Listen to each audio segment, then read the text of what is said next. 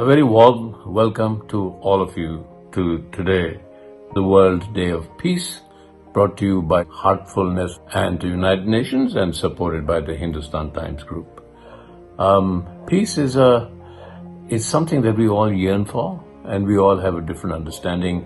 It's peace within all ourselves. It's world peace. It's the peace of the ecology. It's the peace inside your heart. So this program, 1 hour, we will talk to various people and they will talk about what peace really means, what peace really is.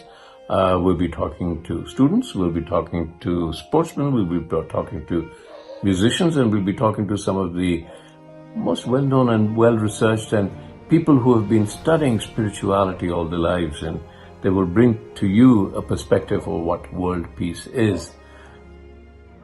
Let's hear first from the children, because we are born spiritual.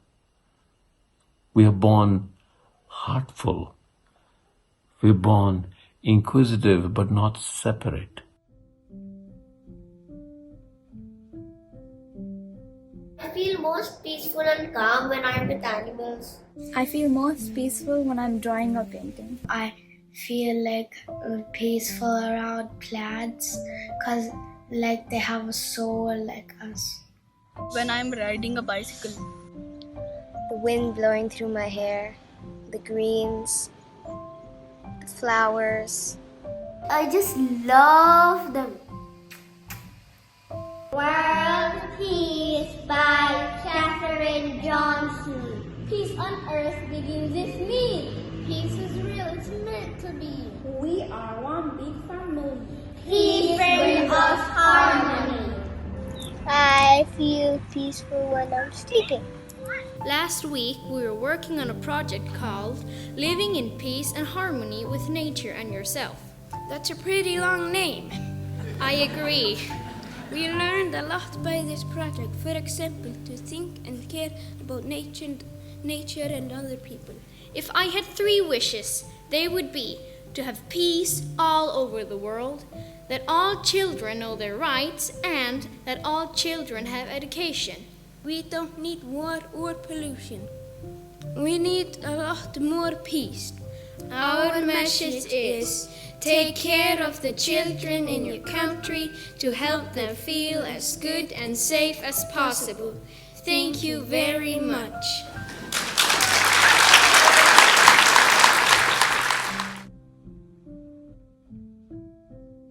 I spent the summer with teenagers and young adults talking and educating them about climate change. And their request was quite simple, that us adults listen more to their ideas, to their concerns and what they have to say on the matter. And we started thinking about, why do we know all these facts about what's going on, but we still continue to live our lives? And we came to the conclusion that that is because we lack space between our thoughts to actually reflect on the situation, that we lack the peace, in other words, to take the time to reflect and think about where we're heading and how we want to build a better world. Et depuis des millénaires, nous savons faire la guerre parce qu'on s'y implique, on s'y emploie, on s'y forme, on s'y discipline. Eh bien la paix, c'est pareil. On peut faire la paix si on s'y emploie, si on s'y discipline, c'est de cet ordre-là. Et imaginez simplement la puissance de transformation qu'il y a en nous, en chacun de nous, si chaque enfant qui va à l'école, à côté de lire, écrire et calculer, qui sont les piliers fondamentaux de l'apprentissage, puisse apprendre à savoir qui il est, comment il se sent, quelles sont ses émotions, qu'est-ce que ces émotions disent de lui, quels sont ses talents, comment les mettre joyeusement au service de la vie communautaire. Education for peace. Isn't that the most important thing today for the future of humanity and the future of our planet? Today we know that we can teach peace to children. It is actually something that we learn. Gandhi said, be the world you want to see. This is most probably true for peace as well. Let's be the peace we want to live with ourselves, with others, and also with the planet.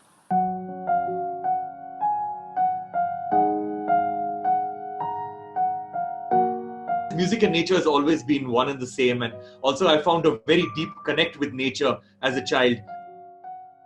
When my friends and relatives would run away from seemingly dangerous and creepy crawly animals like snakes and reptiles and rodents, I was always very drawn towards them, and I would look into their eyes. I would try to see personality in every single animal, and from a very young age it has always been it's never been their world and my world. I've always looked at it as being our world, and that's how I grew up. Because if you look at the word coexistence itself, coexistence is such a vague term and yet a vast term.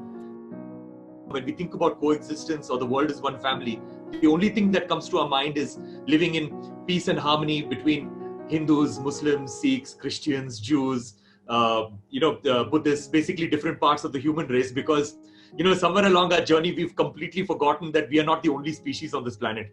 We are just one among millions and millions of species on this planet, and living in absolute coexistence with every single entity, whether living or non-living, is key to our own survival.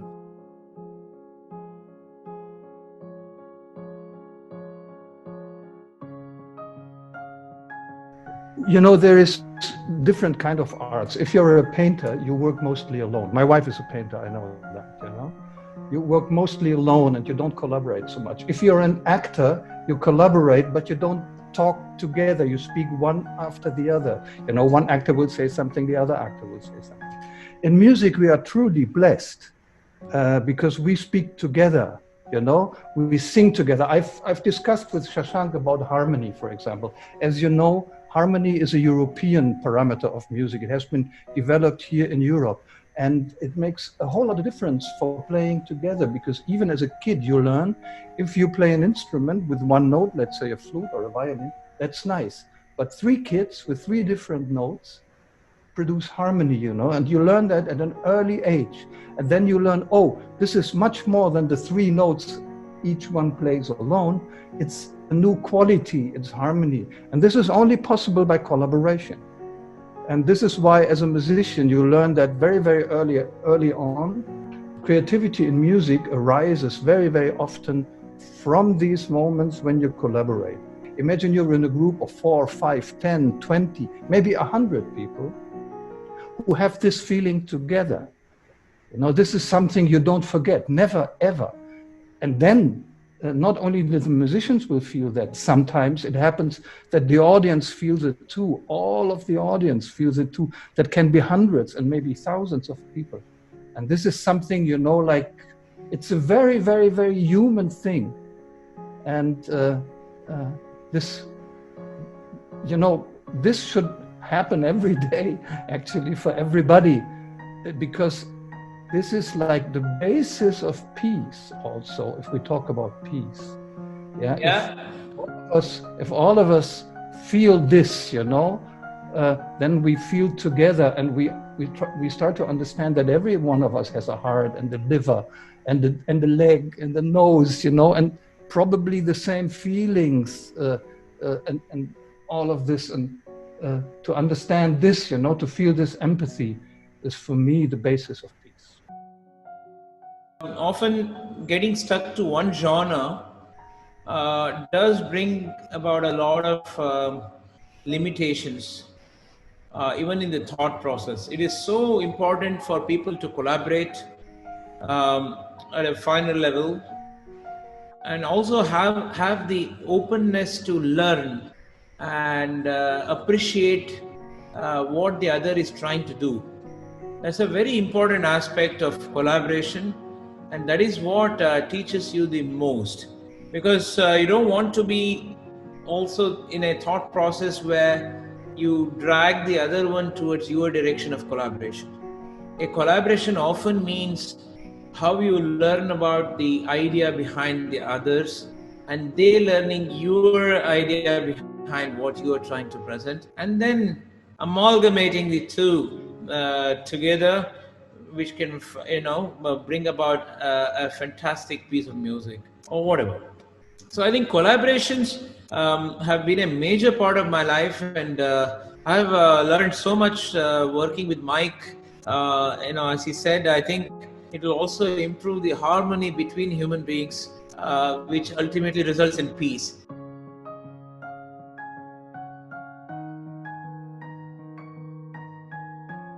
I'd say that sense of distance and disconnection is an illusion that we cannot afford. Our world is becoming so small and so interconnected that all of our big problems are global problems. They're problems for all of us. So just as a matter of self-interest, we have to care. But I think at a deeper spiritual level, if you believe, as I do, that every person is a sacred being, that the earth is a sacred gift, we have to care, we have to love. And the sense of distance is just illusory. And I'd say that can seem daunting if you confront all of these challenges, but I don't think it has to be. In fact, I think it can be joyful. And where I'd start there is to say, none of us can do everything, but all of us can do something. And if enough of us do something, it adds up to a comprehensive global effort to address all of these problems. Don't focus on the separation, focus on the connection.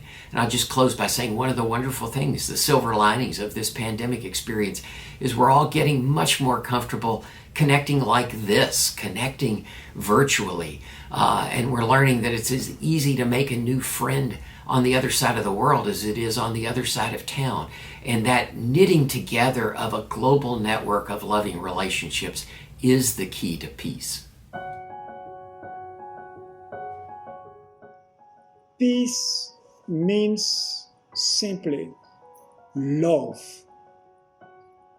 well-being, harmony. Harmony in my heart, harmony in my entire physical body and beyond it. It is also harmony in my neighborhood, in everything around me. It is therefore a state of being that cannot be affected by fear, no matter what.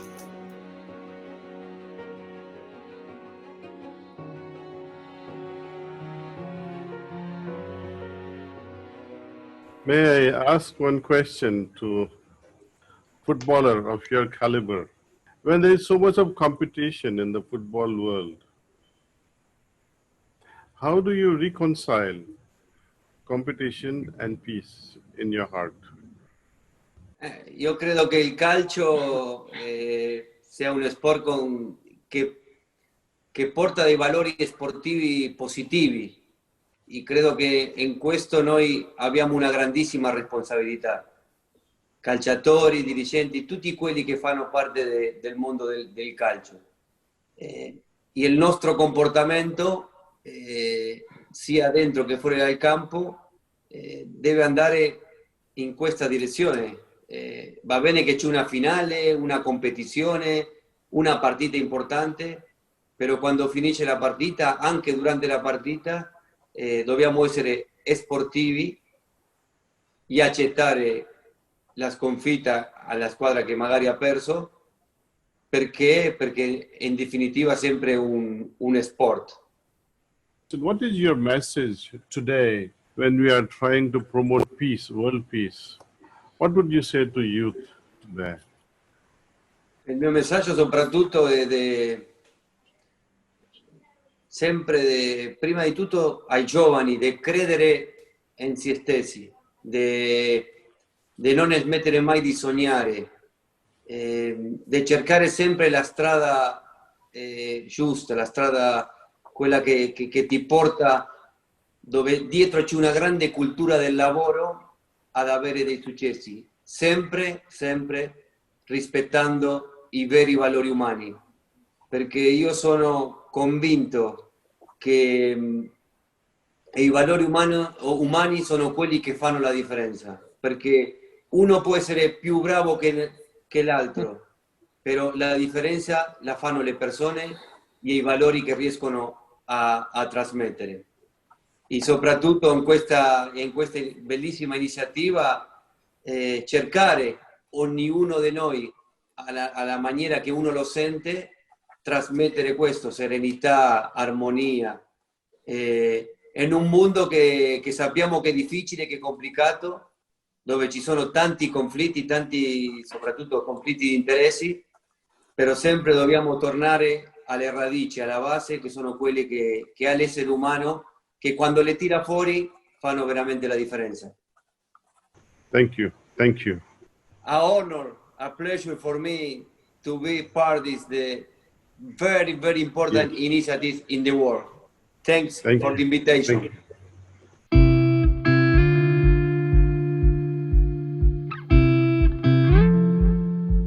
Well, football's taken me all over the world. 3.5 billion people of us love football. World leaders, toddlers, tribes in the Amazon, youth, your friends, our friends. Football brings people together. In the professional game, on the terraces, in parks, in back gardens, scrublands, playgrounds, conflict zones, anywhere big enough to kick a ball around. And because it brings people together from all backgrounds, religions and countries, it creates friendships, bonds and breaks down barriers between people and creates natural core shared values.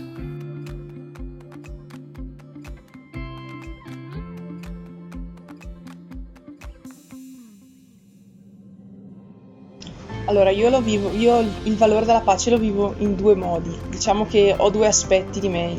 Un aspetto agonistico che tante volte mi mette in competizioni, in sfida con gli altri e di conseguenza c'è questa rivalità, ma allo stesso tempo mi piace andare d'accordo con tutti, mi piace anche con gli avversari chiacchierare, ridere, anche avere momenti di condivisione, e quindi la vivo un po' in questo modo la gara, la vivo sia con la voglia di battere gli altri ma anche con la voglia di andarci d'accordo, quindi la pace con loro la vivo in questo modo, la vivo come una sorta di rivalità ma allo stesso tempo di condivisione, di storie, di esperienza di vita diversa, perché comunque gli avversari vengono da altri luoghi e hanno altre cose, nuove cose da raccontarti.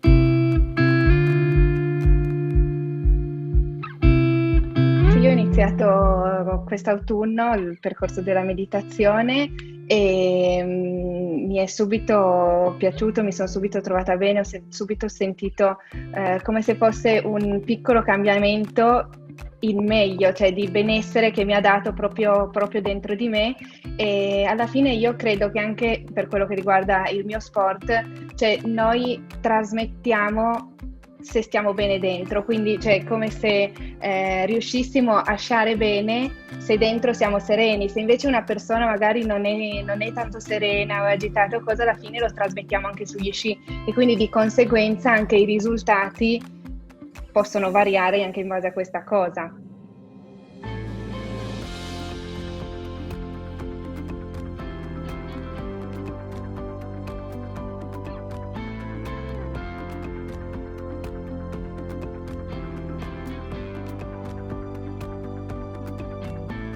About 50 years ago, the Beatles came back from India and brought back Maharaj Yogi's message about meditation. He proclaimed that if 10% of our population could meditate, we would find peace in this world. He taught TM, Transcendental Meditation Theory, but the idea of meditation came to me at a young age, and I pursued it. And over the years, I've used it in a variety of forms for my own personal ability to find peace, and also to find some kind of relief or unity from the tensions that build in the programs that I was running while a basketball coach with the Chicago Bulls and the Los Angeles Lakers. We talked about one mind, one breath. The idea of being here now, not mind being busy, bothered, politically active, seeking for one dimension that we may think is right, but just being peace. Being peace like Thich Nhat Hanh talks about. So today we're trying to bring that message as a group. I encourage you to just sit, breathe, and be peace. Blessings.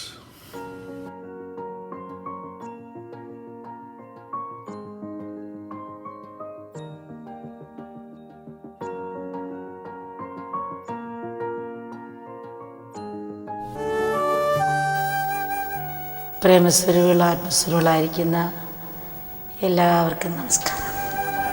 ലോകത്തെവിടെയും ശാന്തി പുലരട്ടെ. തലചായ്ക്കാൻ ഒരു വീടും വയറ് നിറയ്ക്കാൻ ഭക്ഷണവും എല്ലാവർക്കും ഉണ്ടാകട്ടെ.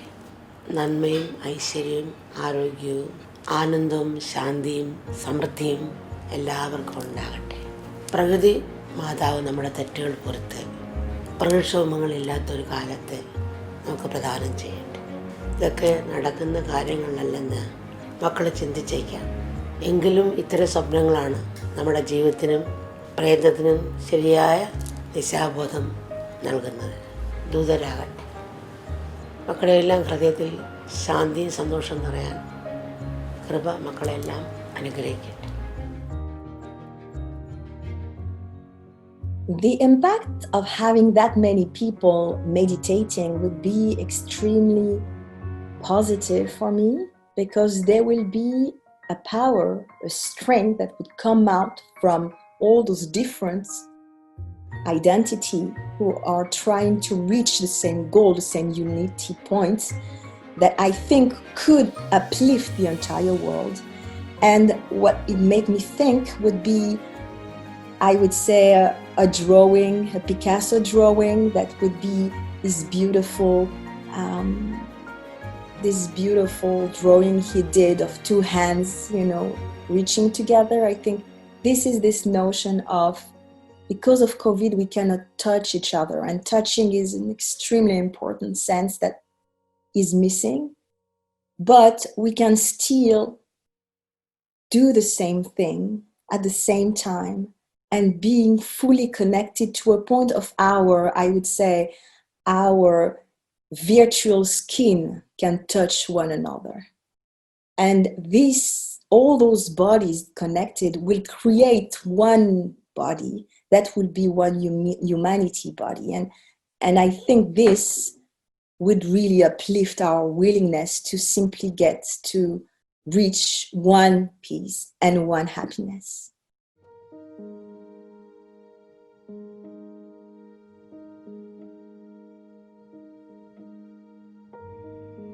I have a car accident, and during this car accident I have a near-death experience, which means I went out of my body and I have a glimpse of death. And death for me was a big liberation, to be free from the body and free from the mind. And I went to the source, I went to the light, and I feel so released, so at peace, because I was in the divine consciousness, kind of. And so I was so happy there. I didn't want to go back, but the inner guidance said, welcome, but we just want to tell you, you didn't finish your mission on Earth. And I was sent back, and I was sent back transformed, transcend, metamorphose, kind of. And this is where my quest for what is my purpose in life, what is my mission in life, started at the age of 18. And so I finished my master degrees, and I did start an internship in Uzbekistan with UNICEF, working on the well-being of kids, and also in Tajikistan, working on Afghan refugees. At this time, it was in 2020 years ago already, the Taliban came to the north of Afghanistan and pushing the population actually to flee to Tajikistan. And when I met these Afghan refugees, so noble, so hospitable, so at peace despite the conflict, despite the violence, they were just radiating peace. I said, who are these people? They have nothing and they give you everything, because they fled with the kids and the cattle and some wheat in the pocket, and with the mud they did a tandoor oven, and with the wheat they made a beautiful naan like bread, and just to thank us to come and bring blanket, food, tent, vaccination for the kids, they gave all the bread. And I said, well, I cannot eat your bread, you have nothing. And say, this is Afghan hospitality, you should take the bread. Hey, I'm Nadia Nadim, I'm a professional football player, play for the Danish national team and Paris Saint-Germain in France. Of course, I didn't have the easy start in life. Born in a country, war-torn country. I saw my dad being killed, in a really young age, and we had to escape for our lives. To survive, to have a life, we had to leave the country. We were searching for the peace that we didn't receive in the country I was born. So for me, inner peace has been like a huge, important thing in my life, because things I've experienced as a young child is not something that you wish for anyone. And if I didn't cope with it, and if I didn't find, the peace and kind of accept it, I wouldn't be where I am today. Everything, all the anger and happiness I had, I tried to kind of channel in football, school, wherever, because as a human being, you cannot have it in you, and because that's going to destroy you. So it had to stop, and that's the decision I made myself, that I need to find the peace. I did. Performance and inner peace goes hand in hand. You cannot be at your best and perform at the highest level if your brain and your emotions are everywhere. Everything you see around the world, why do we have so much suffering? Everything that's happening, the Black Lives Matter, all of this is not, it's not peace. But I think the key for me is education. You are part of the change, and it doesn't take that much. It's just by smiling, saying hello, being kind would go a really long way. We received so many death threats from the Taliban because they were opposed to the democracy. 3 of my international colleagues got kidnapped in front of my office. And United Nations say I might be the next one because we were all working together. So instead, they decided to evacuate me back to France. I asked this crucial question: who I am to work for peace in the world if I'm not at peace with myself first? If I'm completely burnt out, if I'm completely depressed, anxious, I should better stay at home. I'm not going to serve the population I came to serve. It's Dalai Lama say, you cannot bring outer peace if you don't bring peace within yourself first. And when he said this sentence, it resonates so much within myself. And I say, this is what I was looking for. And so I decided to take my backpack and to go all around India to spend time with all the spiritual masters who teach inner peace and non-violence, which was life-changing experience, because I realized peace, it's here and now, and your monkey mind is always bring you in the past, in the future, but real peace is when you are fully here and now. the UN called me back to come to Afghanistan again to work on the peace process. And I say, oh, really? Do I want to do that to myself? I'm so at peace now. And I call my Afghan colleague and say, yes, you initiate the peace process, democratization with your colleague. You should better come back now because the situation is worse. And so I came back. But you know, it completely changed. UN came to pick me up at the airport in an armed vehicle with a helmet, with a bulletproof jacket, and they put me like a bunker guest house. And I say, this is not the Afghanistan I used to love. What happened to this country? And so the security situation was worse and worse. So I was always practicing my yoga meditation every day. And my colleagues say, what happened to you? You changed. I say, because now I have my spiritual practice. So they did ask me to start teaching, which I started. And all my Afghan colleagues wanted to come, so I invited at home.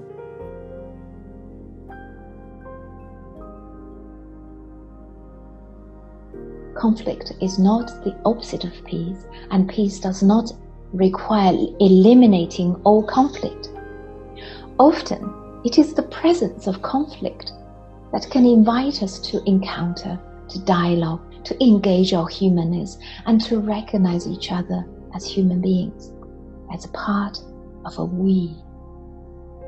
With this mutual recognition, we can transform conflict towards innovation and a positive change.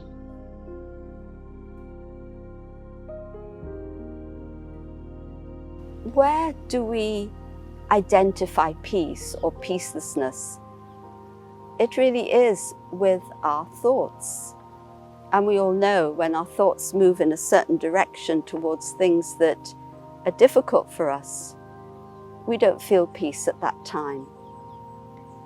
That's why the practice of going inside and experiencing the natural peace that is part of our being is just so important at this time. People are searching, people want peace, but I need to take time to find that peace within.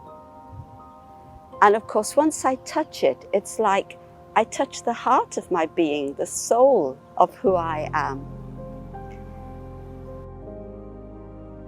I try to use the term connection for it. And, I think it's a powerful, powerful sense of connection to ourselves, to others, and ultimately to all beings everywhere, to all of life. And it doesn't mean that you necessarily like somebody or that you're going to approve of them or want to spend any time with them. Wisdom, in fact, may tell you, stay away. That's not really that smart. But in one's heart, we have this sense that we are part of this interconnected universe, and that the construct of self and other and us and them, which we may use in convenience and make sense in certain levels, is just a construct. That in truth, we are all part of this interconnected world. And I sometimes use the example, I was driving with a friend and we were stuck in this incredible, horrible, awful traffic and complaining bitterly about it the whole time. And at one point, my friend said to me, well, we're the traffic too, And I thought, oh, right. It's like such an odd sense that I own the road. It's mine. You are an interloper in my way, slowing me down. But what if that sense of centrality and marginalization falls? And it's just us. Here we are. We're all the traffic. And that's very much, first of all, it's the truth of things, and that's why it's powerful, because we are part of this interconnected universe. Somebody sent me a quotation of myself from, 10 years ago or something, which is always an odd thing to see. And in the quotation, I said something which I say a lot, which is that interconnection is not just a spiritual understanding, that science shows us this, economics shows us this, environmental consciousness certainly shows us this, and even epidemiology shows us this. So I have friends who are epidemiologists, and so I use that example. And people used to say to me, what's epidemiology? And why are you talking about that? And, again, here we are. Look at that. what happens over there doesn't nicely stay over there. It infiltrates our life, and what we do, it matters. Where we put our energy, what we care about, what we're devoted to, because it too will infiltrate out along these lines of connection. So loving kindness, or metta, is the heart's response to that knowing, that deep knowing that our lives are intertwined. And the corollary of that is that everybody counts and everybody matters. Not everyone will be my best friend, with the person I seek to spend time with, but everybody fundamentally counts. And so we offer loving kindness. It's a meditative technique to ourselves, to those who've helped us that maybe we take for granted, to friends, to those who are having trouble, who seem full of fear or some problem. We offer loving kindness to those we hardly know, somebody who plays some role in our life we're normally indifferent to. We offer loving kindness to those we have difficulty with, not in the sense of may you triumph, but recognizing that our lives are intertwined. And we offer loving kindness to all beings everywhere.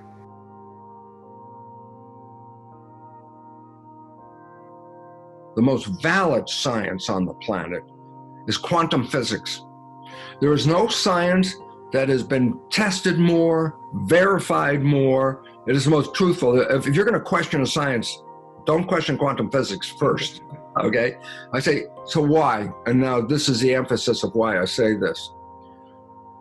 The first principle of quantum physics, consciousness is creating your life experience. And now all of a sudden I'm saying, guess what? Biology, epigenetics, quantum physics, both say the same thing. Biology and physics come together at this point. People think their thoughts are in their head. And I go, how do you know? Well, I put wires on your head. It's called electroencephalograph. I'm reading what's going on in your head. And then I go, and there's a new device that reads brain function. It's called magnetoencephalograph. And I say, why is that relevant? Because the probe is not in your head. The probe is out here. And I go, stop. What the hell does that mean? Just stop. I go, my thoughts are not contained in my head. My thoughts are broadcast into the field. So I am creating a field of consciousness around my head, okay? And then now here's a quote that I always love. This is an Albert Einstein quote. The field is the sole governing agency of the particle. I say, what does that mean? The field is the invisible energy around us. The particle is the expression of energy as matter, okay? It's not real matter, it's an energy, okay? Because everything is energy, quantum physics, okay? But what does it say? The field, the invisible energy, is the sole governing agency of that particle. So I say, that. What does it mean? I say, your thoughts are a field, and it's shaping this particle called the body. That's quantum physics. So one day I was walking down the beach. There was a little wind blowing, and suddenly, as the wave came in, a drop of water flew off the wave and came and settled on my finger. And I had a conversation with the drop of water that came on my finger, and I said, hello, ocean. And the drop said, what do you mean, ocean? I said, you just came on my finger.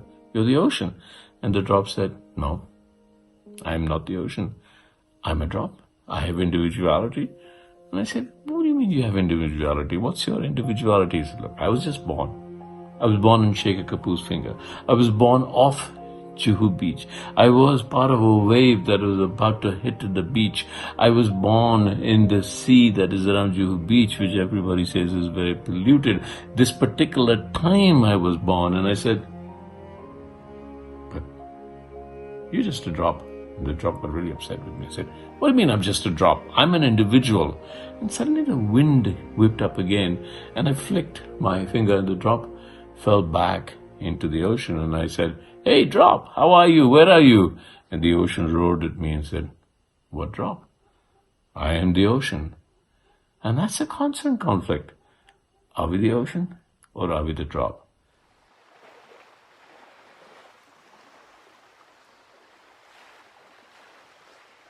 Purity, peace, power, love, happiness, knowledge, and bliss. This is one folder which is common on every soul. Ask anyone, what do you want? And everyone has the same answer. I want peace. I want happiness. I want love. I want wisdom. I want happiness. I want bliss. Everyone wants the same. Even someone who is contemplating war is actually doing it for peace. You ask them, why are you fighting? Why are you doing all this? They say, we want peace. So everyone wants the same vibration, because that's the original nature of every soul. And that's why we understand the drop and the ocean. Each one is an individual drop, but we are carrying the same quality as the ocean. And the ocean is the supreme power, the ocean of love, the ocean of purity, the ocean of bliss, the ocean of powers. That is the supreme power. And each one of us is the soul, which carries the same qualities as the supreme soul. But on the journey of lives and many lives, we created so many other sanskars and we're using them in our life. And we forget to use those 7 sanskars out of that original folder. And because we forget, we actually think that we want peace, we want happiness, we want love, we want power. We're looking for all these 7 qualities outside, which are our original nature. So when we say peace, creating peace in the world, how will we create peace in the world? It's very simple. Every scene of the day, scene after scene after scene after scene, situations, people's behavior, they're not always my way. Right now, we're going through a crisis outside in the world. But if I create a thought which is peaceful in nature, in my response to the situation and to people's behavior, then my response is out of my original nature of peace. And when I'm creating that response, I am creating peace, I'm experiencing peace, I am radiating peace. But if I do the opposite and I create my reaction through stress, I create my reaction through irritation, I create my reaction through anger, through impatience, then I'm creating the opposite of peace. And we need to remember this, that we are contributing to creating the opposite of peace when we respond to situations through these uncomfortable emotions. And when majority of us created this stress, anger, anxiety, and we radiated it on the planet, then it was not only we who were not at peace, it's the universal vibration of the world which is not at peace. Because my mind is not just my mind, it is a part of the world mind. If you put all the minds together, so that's where the ocean is. Put all the minds of the planet together. So you put 700-800 crore minds together. That's the world mind. And my mind is one of that world mind. So whatever vibration I create, it is not just inside, it's radiating to the world mind. It is radiating to the global consciousness of the planet, the vibration of the planet. So the drop influencing the ocean and the drop also getting influenced by the ocean.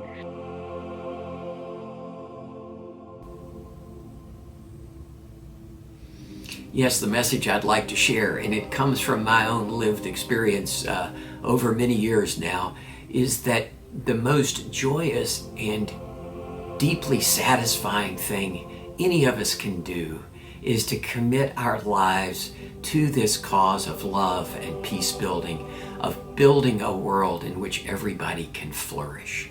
And so if you're a young person deciding where you want to dedicate your time and energy in your life, I'd say dedicate it to this global movement to build a more peaceful, more loving world. That starts with developing the gifts you've been given, and all of us have gifts of mind and heart and spirit, put those to a noble purpose and become a leader.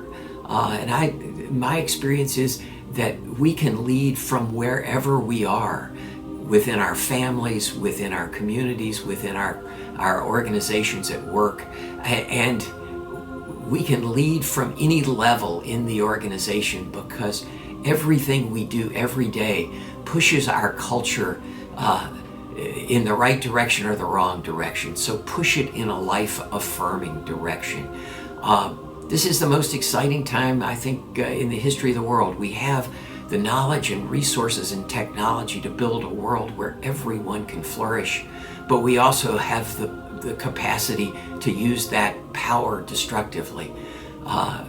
Today's young generations will decide which it is, and I just pray that enough of us will commit to using that power in life-affirming ways that we really can hand on to the generations that come after us a more peaceful world.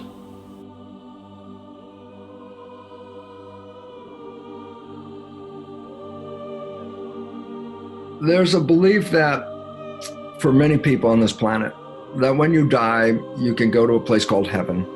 And I say, what's heaven? I say, well, each individual has their own definition, so it's each individual's version of heaven. And I want to suggest something based on the new biology and the physics. You don't die and go to heaven. You are born into heaven. This is where we came to create. And I say, when you are empowered and operating from your conscious mind and running your life, that's usually expressed in something called the honeymoon. When people let go of their programs and their life was blah, blah, blah, blah, and they meet somebody and 24 hours later, it's like, oh, it's so wonderful. Life is beautiful. Everything is beautiful. And I go, 24 hours after a whole life of blah, blah, blah. What happened? I say, because as in the Honeymoon Effect book, what it talks about is this is the one time in your life where you stop playing programs and you stay mindful. Yeah. And I say, so what's the relevance? I say, the moment you stop playing the program, your life becomes heaven on earth. If we would all get the hell out of the program, then the whole planet would turn into the heaven on earth. So we would enjoy it a little bit differently than, suffer through this and you'll get something nice later. It's like, no, enjoy this now. This is the opportunity of where you have a device, a body to create an experience. So if there's a heaven and it's a creation, this is where you can create it. And then you say, but it doesn't look like heaven. And then we go back and I say, yeah, but you've been programmed not to. And the moment you stop playing the program, when you fall in love, you actually did create heaven on earth. And that's available all the time, except you go back to the program and then you lose it. If I was going to make a oscilloscope picture, the vibration, love is a nice, smooth sinus, wave like this, just a nice, smooth wave. Noise is like that. Harmony is in the sine wave, peace. And anything out of harmony starts to become jagged, and now it's that instead of that. Okay? Yeah. And so, the effort that you have of bringing meditation is to get them out of the jagged, put them into the sine wave. Because if they can manage this, then they have control. But if they get jagged, that means they lost the control. And now they're responding like a ping pong ball, bouncing all over the place based on who's hitting it with a paddle. Wake up as many people as possible, because the more of us that are broadcasting consciousness of heaven, the more we will all collectively manifest it. So I wish you luck on your effort, because raising consciousness is the game.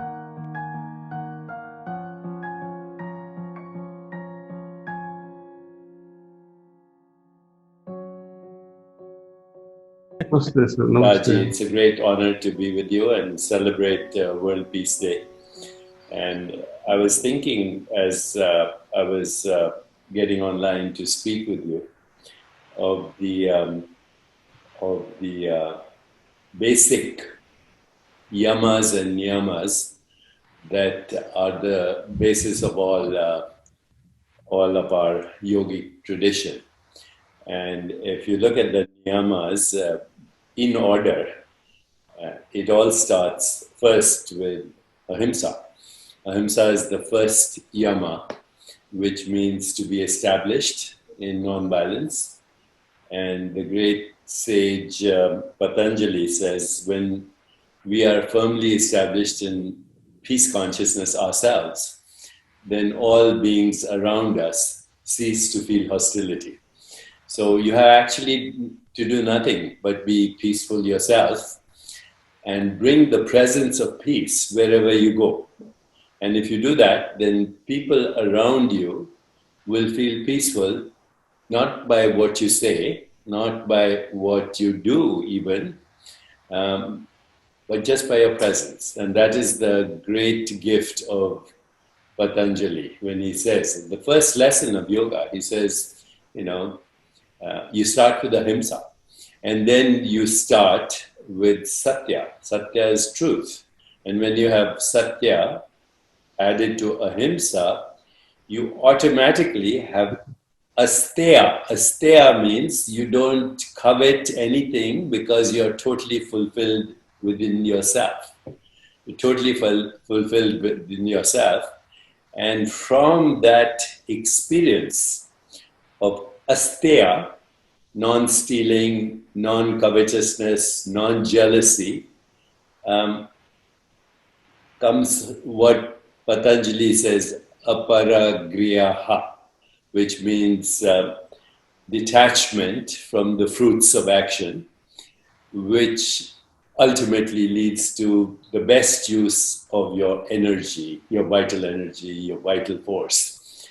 And so on World Peace Day, I think it is very appropriate for us to celebrate the great yogi traditions of India, who also talk about the niyamas, cleanliness, sauchna, fulfillment that comes from self-study or swadhyaya, swabodhya, or the effulgence that comes from the radiation of peace, and ultimately results in what we call oneness with our source. So yoga is that tradition, and everything we're doing in this world right now is the opposite of yoga. We're coming from the fragmented mind, from the ego mind, which makes us look at ourselves as separate beings, and then looks at the world also as separate when we are one with it. As you know, one of the greatest Mahavakyas is Tattvamasi. Whatever I see pure consciousness. Whatever I see the divine. Whatever I see the infinite. It doesn't matter what it is. It could be a cup of coffee. This is a modified expression of the infinite. So, on Peace Day, I think we should just be peace. We should speak peace. We should create peace. We should express peace. And we should celebrate peace. And if enough of us do this, then we'll have a peaceful world. Because I've seen enough peace activists, even Nobel Prize winners in peace, and they're not peaceful. So peace can only be created by those who are peaceful. Just like love can only be expressed by those who have received or given love. So in Mahatma Gandhi's words, we have to be the change we want to see in the world. And if there is a critical mass of that, and that's why we're having this conversation, then hopefully we can reach a more peaceful, just, sustainable, healthier, and joyful world. Because right now, the world is very divisive, very quarrelsome, all within ideological conflicts. All the conflicts, whether it's communism, socialism, capitalism, these were good ideas meant for humanity, but human beings corrupt them because they come from selfishness, basically. Me, mine, everything is me, mine. But now that we are celebrating World Peace Day with this great heritage that you represent of India, then it's possible by changing these conversations and having a critical mass participate in these conversations, we can be the change we want to see in the world. So that is why I'm so happy to speak to you. Commonly, we think of peace as only a lack of violence between individuals, whether at a physical or mental or emotional level. Yet, even when we are totally alone, we often find ourselves restless and lacking in peace. When you are not at peace, is it possible to appreciate anything at all? Your restlessness will prevent it. When the mind is calm and ripple free, it can create. There is a sloka from Bhagavad Gita, chapter 2, verse 66, which inspires me greatly and deeply. Nasti buddhir yuktasya na chayu vaktasya bhavana na chabhavayataha santir santasya kuta sukham. It means there is no wisdom without harmony, and without harmony there is no contemplation, or vice versa. Without contemplation there cannot be peace. How can there be joy without peace? This is Lord Krishna saying. Peace and joy are innate qualities of the soul, but it is through meditation that we create the conditions that allow them to blossom. With the support of yogic transmission, the specialty of this path, the heartfulness way of meditation, it takes us on an inner journey in which we make a contact with the soul and pleasantly have our first real experience of peace. Try it. It is so beautiful that often we want to stay immersed in that peaceful state and never come out of it. But world has to go on, so we come out. However, there is something even grander than remaining immersed in deep peace. By making that peace dynamic, we got to make peace dynamic and expressing it in action. We find that it can radiate and touch all those with whom we interact, thereby benefiting them as well. There is quantum entanglement. Those who are associated with us, mental, intellectual, emotional, spiritual level, they get entangled because of this. If you are restless, people who are in resonance with you will feel restless. If you are at peace, they too will feel peace. There is nothing mysterious about this aspect to understand. You have witnessed on many occasions how just one smile can lighten up everyone's mood. And you have witnessed its opposite as well. We must nurture good things and make them viral. Another facet of spiritual path is that peace is not the final aim of spirituality. When restlessness is absent or non-peace is absent, you feel, since it is absent, now I'm at peace. When this restlessness starts to subside, we experience a great inner freedom and call it peace. In other words, our experience of peace is based on the comparison to the embedded memory of its opposite, the restlessness. But what happens when our restlessness dissolves completely? When it no longer exists, even in our memory? We now experience neither peace nor restlessness, but arrive at a state of equilibrium. Instead of feeling peace, we become peace itself. Remember, instead of feeling peace, we become peace itself. That is my invitation to you on this International Day of Peace. With the participation of every willing heart, universal peace will surely not remain afar off.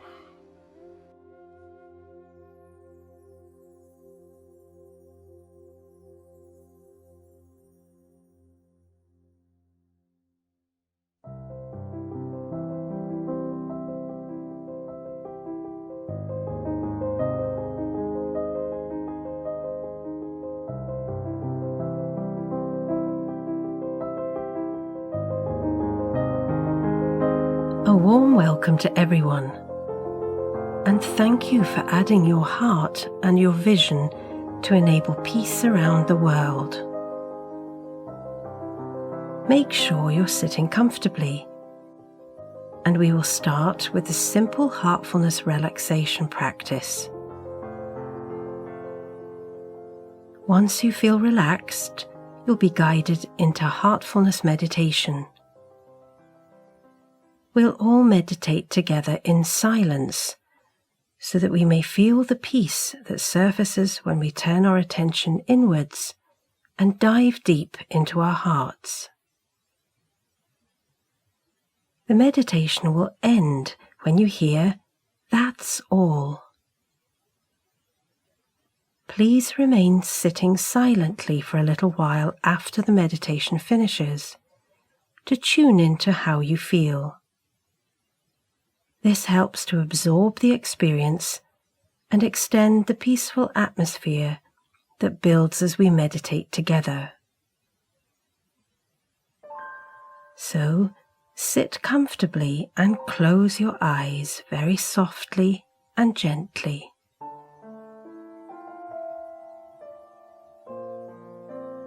Begin with your toes. Move your toes, and now feel them relax. Imagine a soothing, healing energy from the earth moving up into your toes, feet, and ankles. Then up to your knees, relaxing your lower legs.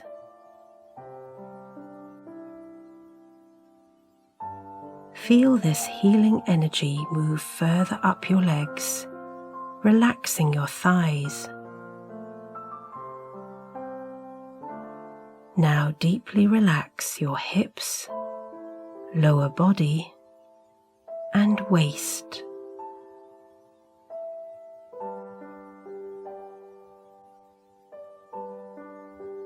Allow your back to soften. From your tailbone to your shoulders, feel your entire back relaxing.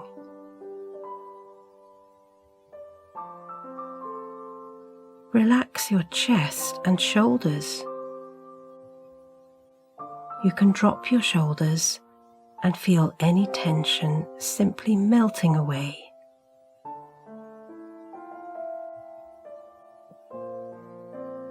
Relax your upper arms, your forearms, your wrists and hands, all the way to your fingertips. Let your neck muscles soften and relax.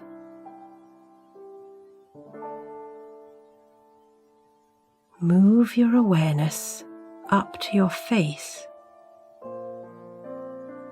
Feel your jaw soften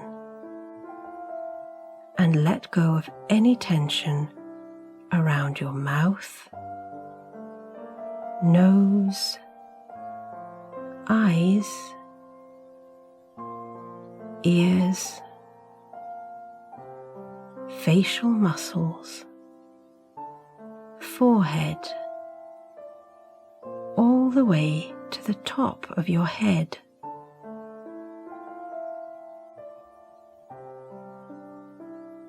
Feel your whole body completely relaxed.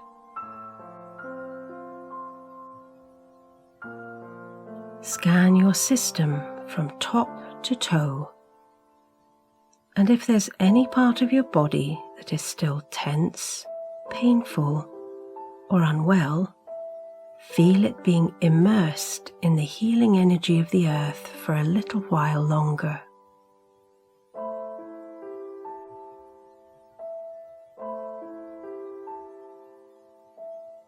When you're ready, move your attention to your heart. Rest there for a little while. Feel your attention immersed in your heart. Now we will meditate together. Suppose that a source of light is already present in your heart, and it's attracting you from within.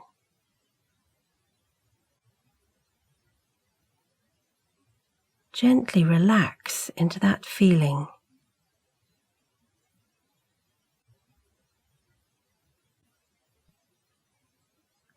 If you find your awareness drifting to other thoughts, do not fight them, but also do not entertain them. Simply let them be and remind yourself that you're meditating on the source of light in your heart.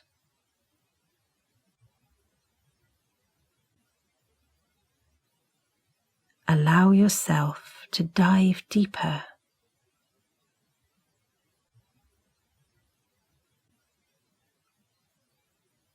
Remain absorbed within your heart until you hear the meditation has ended.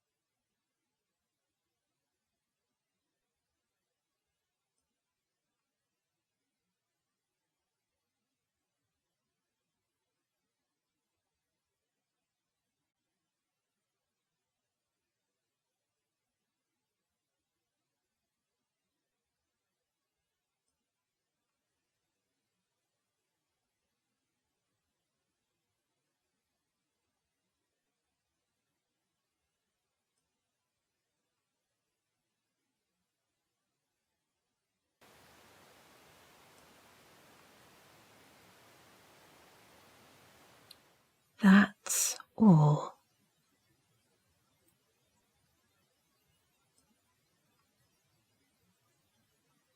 Keep your eyes closed for a little while longer and tune in to how you feel.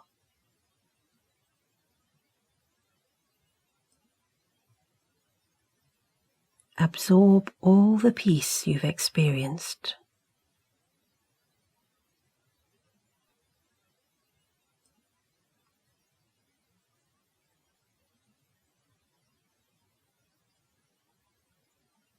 Now imagine this peace is expanding outwards to everyone and everything around you.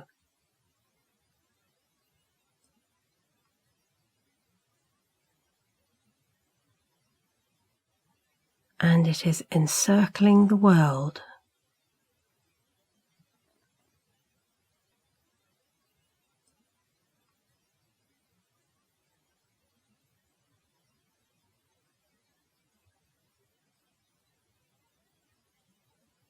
When you open your eyes, take the time to enjoy the experience.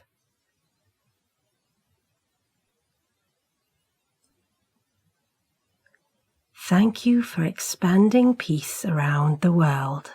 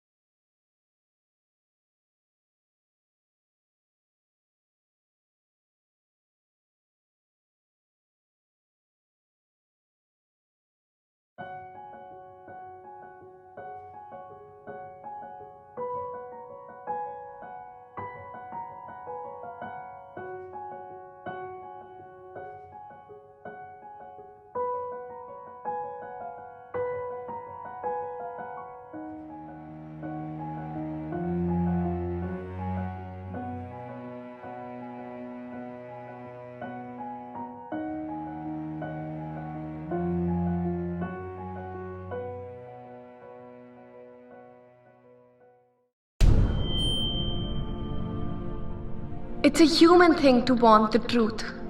It doesn't matter if you're older or part of the youth. We certainly don't like being kept in the dark between all those lies and those question marks. But lately, it doesn't seem to bother us when they bend and break and twist and crush. The truth, that's supposed to matter so much. In the race to be the first who breaks the news, they seem to have broken the news. And do you even remember the time when the news was supposed to make you wise? And now you can spend hours consuming and listening them shouting and complaining. And in the end, just feeling worse off than you did in the beginning. Which begs the question, does all of this not trouble our generation? When they push opinions and call them facts as we watch the fourth pillar crumble and collapse. It is a human thing to want the truth and to make every claim carry its burden of proof. To expect that the first voice you hear is also the last word that's there. Meet the all-new Hindustan Times. Now experience, engage and express. Hindustan Times. First voice, last word.